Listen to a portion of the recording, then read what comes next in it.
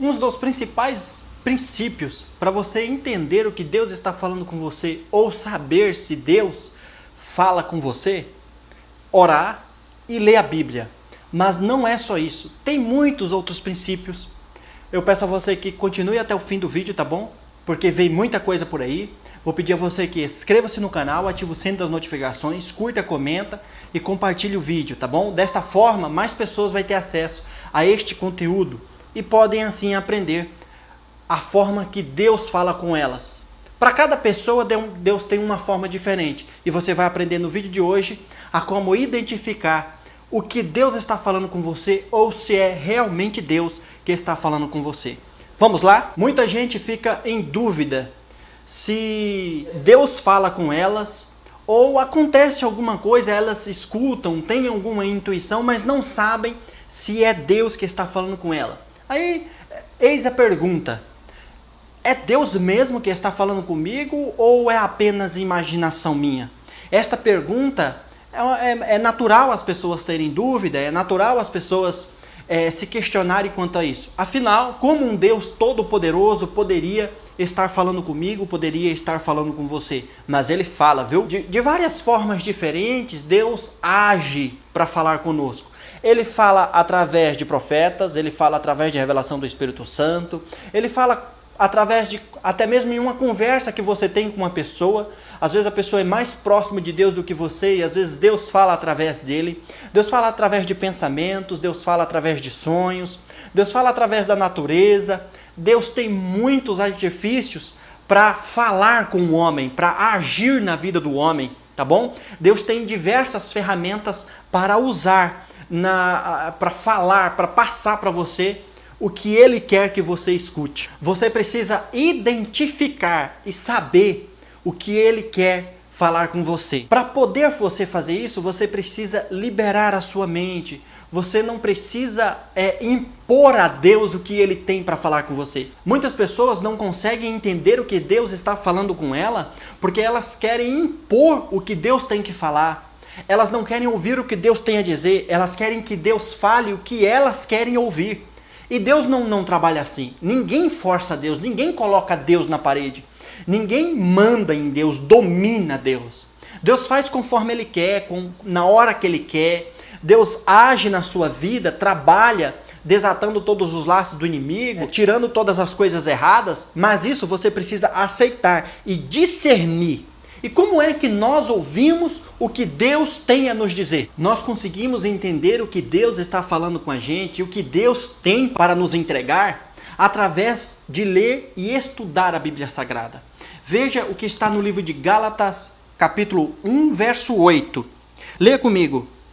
Mas, ainda que nós, ou mesmo um anjo, vindo do céu, vos pregue evangelho que vá além do que vos tenho pregado, seja ele anátema, ou seja ele amaldiçoado.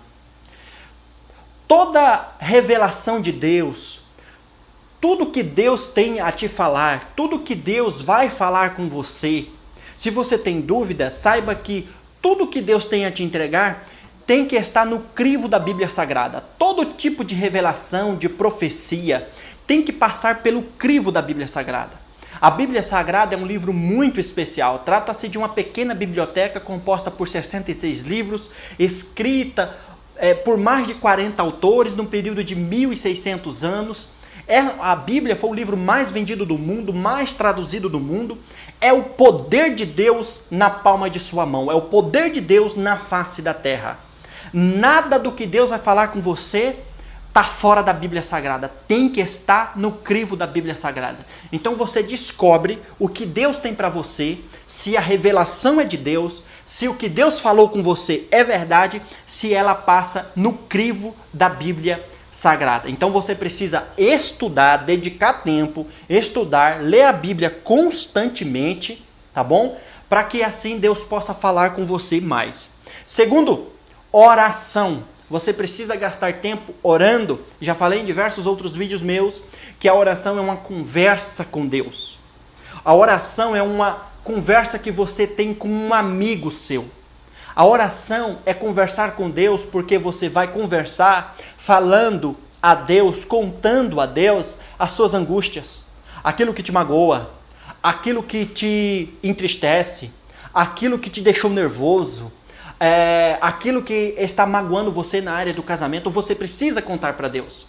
Tá, mas Deus já sabe de tudo. Sabe de tudo, mas Ele precisa que você conte, porque quando você conta, nasce um sentimento de gratidão dentro do seu coração pelo que Deus está ouvindo de você e pelo que Ele vai agir a partir daí, tá bom? Deus não é Deus de você apenas entregar lá e deixar lá. Não, você precisa visitar Ele, conversar com Ele. Imagine que Deus fosse um terapeuta. Você vai, chega, senta na frente dele e vai contar tudo o que te magoa, tudo o que te está entristecendo. Você precisa conversar com Deus, tá bom?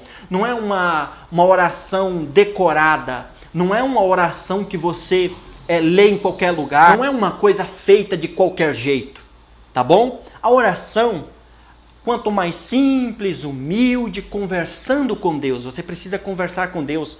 Quando você conversa com Deus, você fortalece laços, você fortalece a amizade com Deus. Você tem um amigo, garanto que na sua vida que você gosta mais do que os outros. Por quê? Porque você confia mais, você conta mais os seus sentimentos, você tira tempo para visitar. Então você precisa tirar tempo para Deus. Você precisa conversar e dedicar a sua amizade a Deus. A partir daí você vai ver que o seu relacionamento com Deus vai sendo consolidado, vai ficar forte e você vai ter um vínculo amoroso com Deus. E a partir daí você começa a entender o que Ele começa a falar com você, o que Ele começa a te revelar, como Ele começa a falar com você, de que forma isso acontece. Terceiro passo, fale com o seu líder, fale com o seu pastor. Como assim?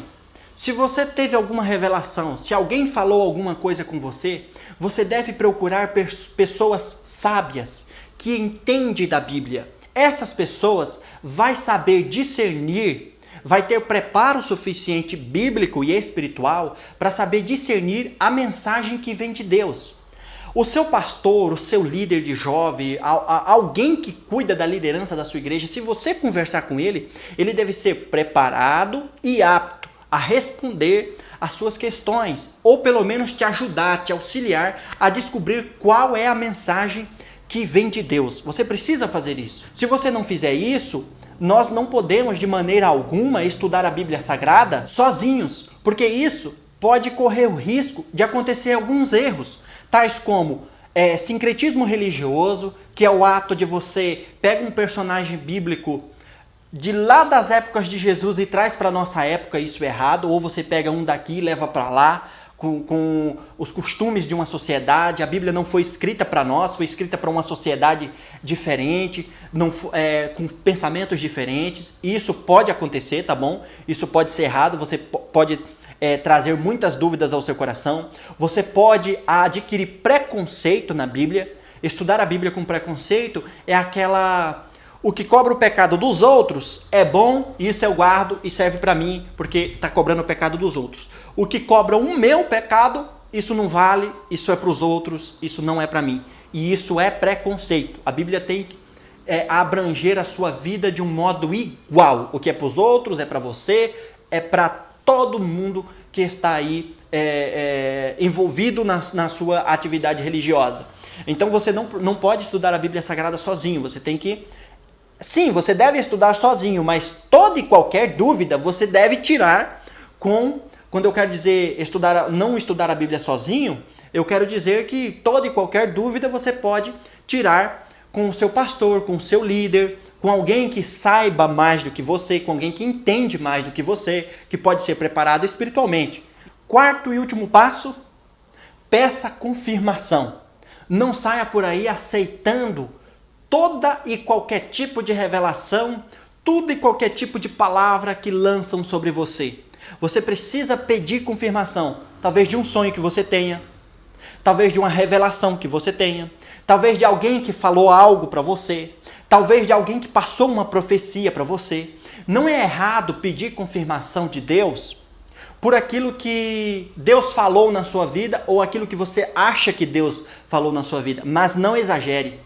Porque senão você pode ou interpretar algo demais ou até mesmo negar algo que vem de Deus, algo que é uma palavra confirmada de Deus, tá bom? Veja o que está escrito no livro de Hebreus, capítulo 3, verso 15. Presta atenção. Enquanto se diz, hoje, se ouvirdes a sua voz, não endurecerás o vosso coração, como foi nas provocações ou nas rebeliões. Toda pessoa que rejeita algo que vem de Deus, Deus fala que essas pessoas são consideradas rebeldes. Então você precisa prestar muito bem atenção.